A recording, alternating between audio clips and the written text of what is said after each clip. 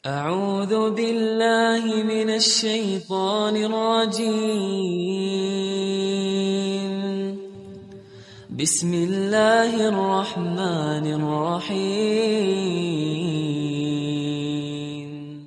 Jadi jamaah, ada sebuah cerita tentang bagaimana seorang lelaki, subhanallah ya. Kakak kelas sana cerita dulu. Bicara nikah gak harus punya pekerjaan tetap, tapi tetap bekerja. Biasanya kan orang tua bingung ngelihat, nah itu calon suamimu kerjaannya belum tetap, nah kata dia. Dia kerjanya serabutan. Alhamdulillah, yang penting mau bekerja. Rizki itu tidak harus dengan bekerja jamaah. Subhanallah, ada rizki dari arah yang tidak disangka-sangka.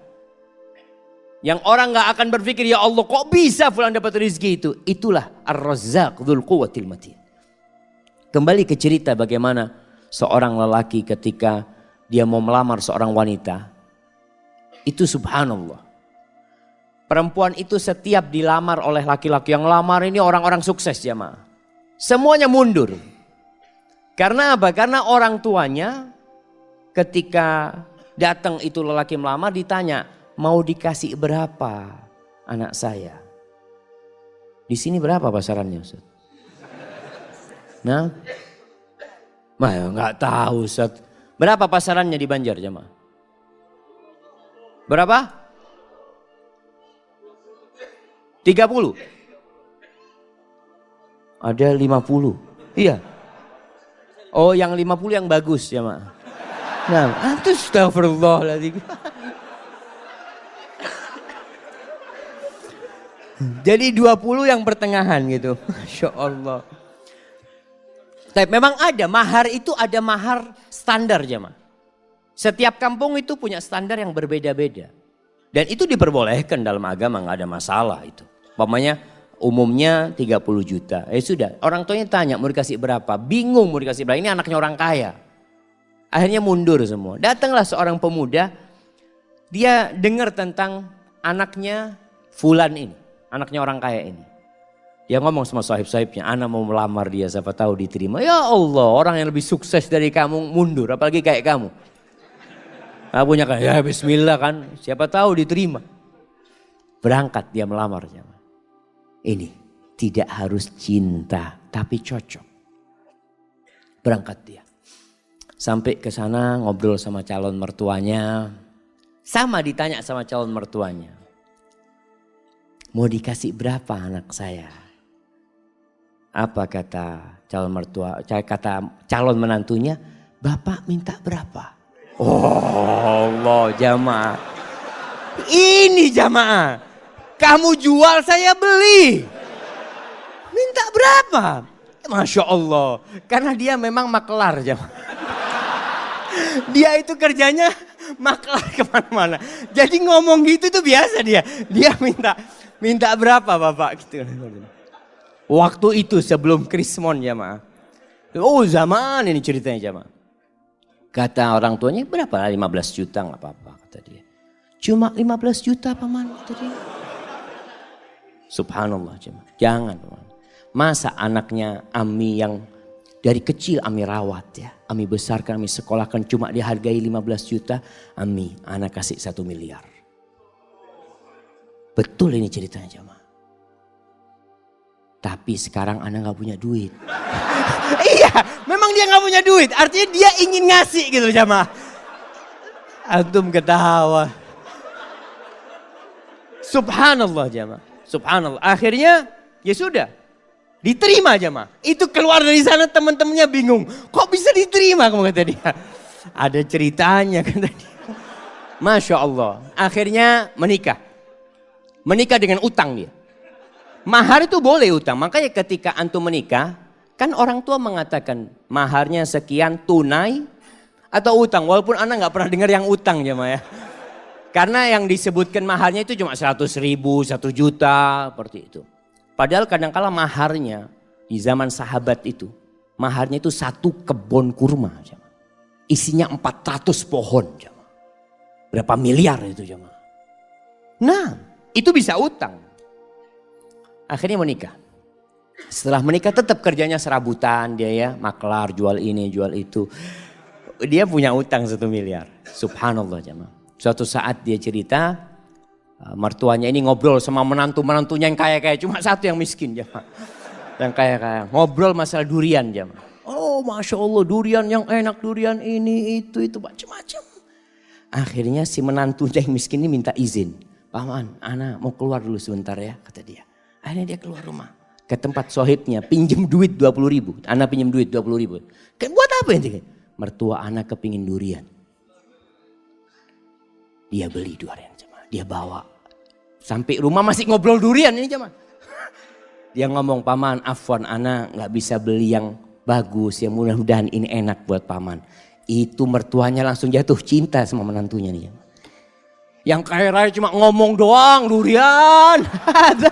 Ada langsung beli jemaah. Subhanallah jemaah. Antum itu kalau jadi menantu yang bener.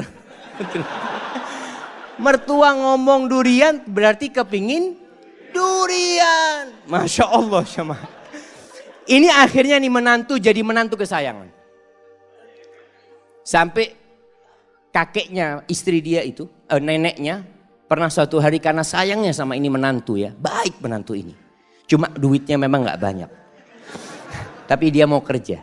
Makanya ketika itu dia mengatakan lupa. Salah satu yang diucapkan kepada calon mertuanya ini, paman ana sekarang gak punya duit. Tapi alhamdulillah Allah kasih anak akal bisa berpikir. Allah kasih anak lutut, anak bisa berjalan. Anak insya Allah akan lunasin hal itu. Subhanallah. Sampai suatu hari dia dipanggil sama neneknya istrinya. Kata neneknya, nak nenek ini punya duit 500 juta. Nenek mau kasih buat kamu. Subhanallah. Si menantu malu jemaah, janganlah nenek kalau mau kasih ke cucunya nenek. Biar nanti anak pinjam anak putar duitnya. Masya Allah.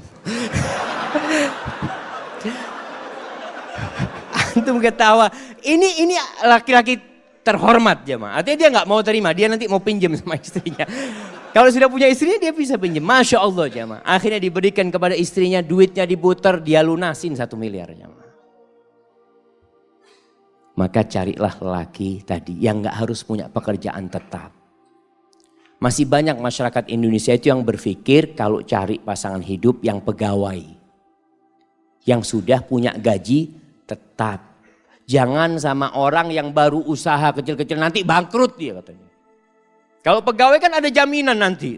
Ada jaminan masa tua macam-macam. Lah gak harus. Maka itu kriterianya. Allah Subhanahu wa taala mengatakan in yakunu fuqara yughnihimullah min fadlih wa ankihul ayama minkum wassalihin min ibadikum wa imaikum in yakunu fuqara yughnihimullah fadlih. Kalau mereka orang-orang fakir yang kalian nikahkan, Allah yang akan cukupi. Kejadian ini kejadian lain. Ada seorang wanita menikah dengan seorang lelaki karena dia sukses. Subhanallah, ketika suaminya bangkrut, minta cerai. Padahal sudah punya anak. Karena dia berpikir mau hidup senang dengan kekayaan. Wallahi jamaah ketahuilah. Kebahagiaan itu tidak didatangkan dari luar. Kebahagiaan itu tuh bukan di rumah yang mewah. Bukan di mobil yang mahal. Lah, kebahagiaan itu sesuatu yang ada dalam jiwa antum. Nerima. Irda bima qasamallahu lak takun aghnan nas. Kata Nabi SAW, ridholah engkau dengan apa yang Allah berikan kepadamu. Engkau akan jadi orang paling kaya, kata Nabi SAW. Tapi adapun kalau mau cari istri, maka Rasul SAW mengatakan tungkahul mar'ali arba. Wanita itu dinikahin karena 4 hal. Nah, yang sudah menikah bisa sebutkan anak kasih hadiah. Nah, yang sudah menikah. Antum sudah nikah.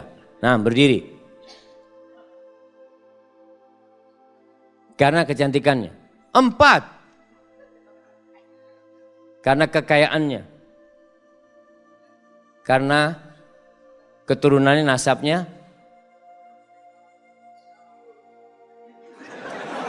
Karena enggak mandul. Agamanya mana?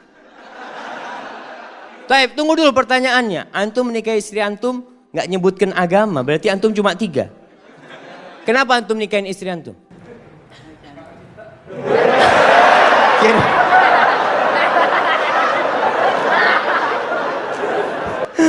Masya Allah, Masya Allah. Ambil hadiahnya. Hadiahnya ditukar, Afan. Hadiahnya ditukar. Karena dia menikah karena cinta anak kasih keluarga sakinah. Masya Allah. Bismillah. Alhamdulillah jamaah. Ada yang menikah karena cinta. Apa yang menyebabkan dia cinta? Wallahu a'lam. Bisa jadi karena cantik. Istri antum mudah-mudahan cantik. Tapi ingat kecantikan itu akan hilang. Tapi kalau cinta yang ada di hati kita tidak akan pernah hilang dengan izin Allah SWT. Kata Nabi SAW, tunkahul mar'atu li arba' limaliha wa hasabiha wa li jamaliha wa li diniha. Karena kekayaannya, sebagian orang mengatakan alhamdulillah ana mau cari perempuan kaya Ustaz. Kenapa? Ana sudah lama hidup susah Ustaz. Paling nggak bisa numpang hidup nyaman dengan hartanya istri. Ada. Janda nggak apa-apa janda. Ada yang seperti itu jemaah. Maka antum jangan heran ketika melihat anak muda menikah janda sama umur. Dia umur 20, istrinya umur 35. Janda punya anak 2. Nggak apa-apa mungkin karena hartanya dia menikah. Yang kedua karena nasabnya yang mulia. Keturunan Raja Banjar. Masya Allah. Yang ketiga karena kecantikannya. Ini normal orang menikahin wanita karena kecantikannya. Yang keempat karena agamanya. Lalu apa kata Nabi SAW? Fadfar bidhatid din taribat yadak. Kalau engkau ingin beruntung dalam kehidupanmu, engkau ingin merasakan kebahagiaan, keharmonisan dalam rumah tanggamu, fadfar bidhatid din. Berbahagialah engkau mendapatkan agama, mendapatkan wanita yang agamanya baik. Seperti tadi kita bicarakan, ada standar minimal perempuan baik secara agama. Apa? Apa jemaah? Melaksanakan kewajiban. Ini yang pertama. Jadi standar perempuan itu melaksanakan kewajiban. Ustaz tapi dia gak pernah ngaji ke masjid Ustaz. Nah, yang penting kewajiban dia laksanakan. Sholat yang 5 waktu. Puasa di bulan Ramadan. Dia menutup auratnya. Dia berbakti kepada orang tuanya. Maka standar kewajiban ini paling minim harus ada.